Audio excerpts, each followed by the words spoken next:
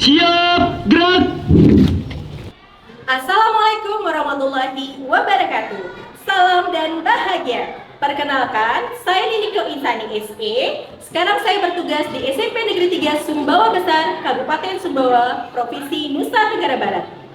Sekolah kami berada di Kota Sumbawa, tepatnya di Jalan Setiabudi nomor 4 Sumbawa Besar. SMP Negeri 3 Sumbawa Besar merupakan salah satu sekolah dengan banyak prestasi. Baru-baru ini, sekolah kami mendapatkan penghargaan kreasi video sekolah sehat tingkat nasional, menjadi sekolah adiwiyata tingkat provinsi, dan masih banyak prestasi lainnya. Hal ini harus ditunjang oleh seluruh komponen yang ada di sekolah.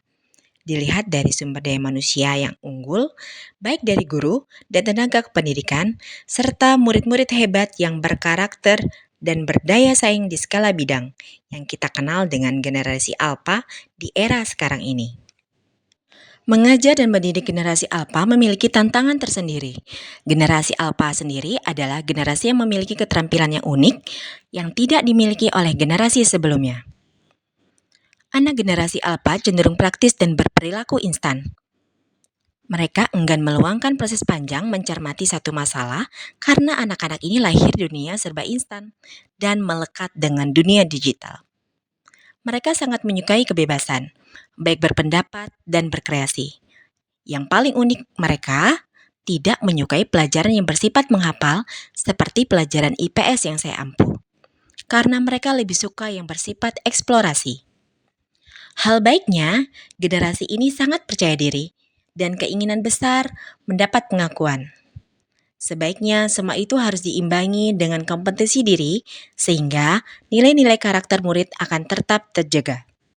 Jika dilihat dari rapot mutu pendidikan, di mana nilai karakter dan motivasi belajar murid harus ditingkatkan.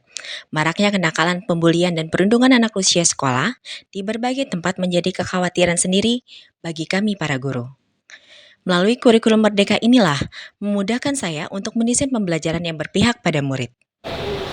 Itulah alasannya mengapa saya harus menerapkan pembelajaran berdiferensiasi dengan terintegrasi keterampilan sosial emosional. Dengan harapan, melalui pembelajaran ini, mampu mengakomodir kebutuhan belajar murid sesuai dengan gaya, minat, dan kebutuhan belajarnya, sehingga anak akan merasa merdeka dan bahagia dalam proses pembelajaran, sehingga karakter baik dapat terus ditingkatkan. Hal pertama yang saya lakukan adalah dengan melakukan asesmen diagnostik awal untuk memetakan kebutuhan murid. Asesmen ini saya lakukan 2 tahap, yaitu asesmen diagnostik kognitif. Dengan memanfaatkan aplikasi Google Form, saya dapat mengetahui kesiapan belajar murid terhadap materi yang akan dipelajari. Berikutnya, saya melakukan tahapan asesmen diagnostik non-kognitif untuk memetakan minat dan profil belajar murid. Asesmen ini saya lakukan dengan mengajak siswa berkumpul dengan suasana yang lebih santai. Saya juga berkomunikasi dengan guru BK untuk mendapatkan informasi yang lebih akurat tentang minat dari murid tersebut. Langkah kedua, saya mengidentifikasi hasil dari asesmen diagnostik yang sudah dilakukan sehingga didapatkan kondisi murid sebagai berikut. 6 murid masuk kategori belum paham, 9 murid paham sebagian, 15 murid paham utuh. Sementara hasil asesmen diagnostik non-kognitif menunjukkan 10 murid bergaya belajar visual, 12 murid bergaya belajar auditori, dan 8 murid bergaya belajar kinestetik. Hasil asesmen inilah yang saya gunakan untuk merancang pembelajaran berdiferensiasi dan menyiapkan media yang dibutuhkan murid. Kegiatan pembelajaran diawali dengan salam, berdoa, menanyakan kabar, presentasi, serta melibatkan murid dalam membuat kesepakatan kelas bersama. Dengan demikian, kelas akan lebih tertib dan nyaman selama pembelajaran. Setelah itu, kami melakukan afirmasi positif yang dipimpin oleh seorang siswa.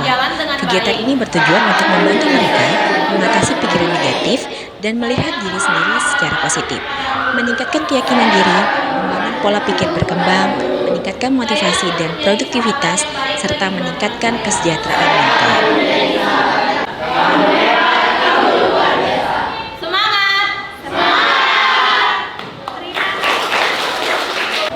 Setelah itu, murid-murid akan mengisi warijet atau toples kekhawatiran.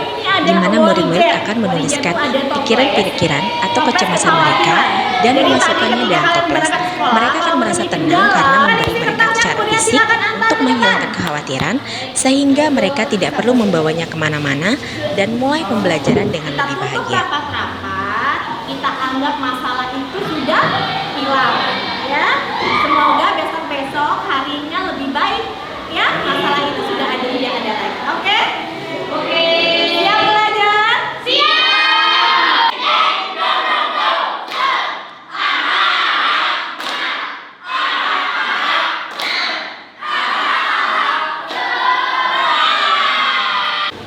Tujuan pembelajaran hari ini adalah menjelaskan komponen peta, kemudian menganalisis komponen peta yang baik dan pentingnya komponen peta. Diferensiasi proses dilakukan dalam dua variasi. Pertama, murid dikelompokkan dalam kelompok klasikal. Saya menyajikan sebuah video dari YouTube untuk merangsang rasa ingin tahu murid terhadap materi yang akan dipelajari. Video yang disajikan tentang jenis-jenis peta serta bagaimana peta itu dibuat. Kemudian saya memberikan pertanyaan pemantik. Ada berapa jenis peta yang disebutkan dalam video tadi? Silakan angkatannya. Ya. Membedakan berdasarkan informasi, jenis, skala, dan bentuknya. Variasi kedua, murid akan dibagi dalam beberapa kelompok terdiri dari kelompok visual, auditori, dan kinestetik. Murid yang paham akan dijadikan satu kelompok dengan yang paham sebagian dan yang belum paham. Selanjutnya, murid akan bekerja secara kelompok untuk mengisi lembar kerja yang sudah disediakan. Dalam diferensiasi konten, saya menyiapkan beberapa sumber belajar yang mengakomodir gaya belajar murid. Untuk kelompok visual akan mencari informasi melalui gambar dan infografis. Kelompok auditori belajar dari podcast yang sudah disediakan dan membuat mini vlog. Sementara kelompok kinestetik dapat membaca materi dan menyelesaikan kuis yang sudah tertempel di tembok kelas sehingga mereka dapat terus bergerak. Kelompok visual dapat membuat produk dalam bentuk mind mapping. Kelompok auditori dapat membuat produk dalam bentuk mini vlog. Dan kelompok kinestetik dapat membuat produk dalam bentuk membuat rute perjalanan dari rumah ke sekolah.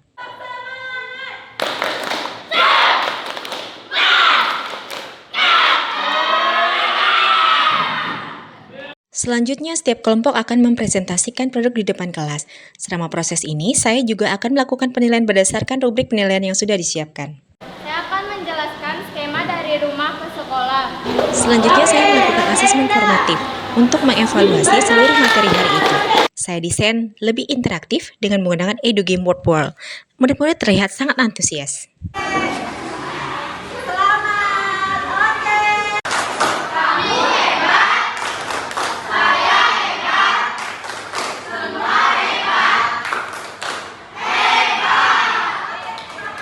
Di akhir kegiatan, saya mengajak murid-murid untuk merefleksikan hasil belajarnya melalui tanya jawab dan menarik kesimpulan. Kesimpulannya adalah, dari materi ini kita bisa mengambil manfaat yang banyak.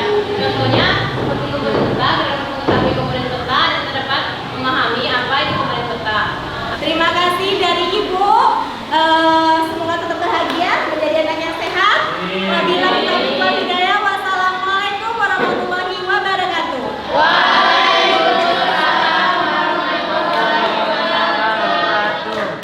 Eksplorasi dari Ibu Nini yang mana mengangkat tema pembelajaran berdiferensiasi terintegrasi dengan keterampilan sosial emosional. Ya, alhamdulillah bahwa tujuan pembelajarannya sudah tercapai 100%. Hanya dengan berdiferensiasi ini bagus.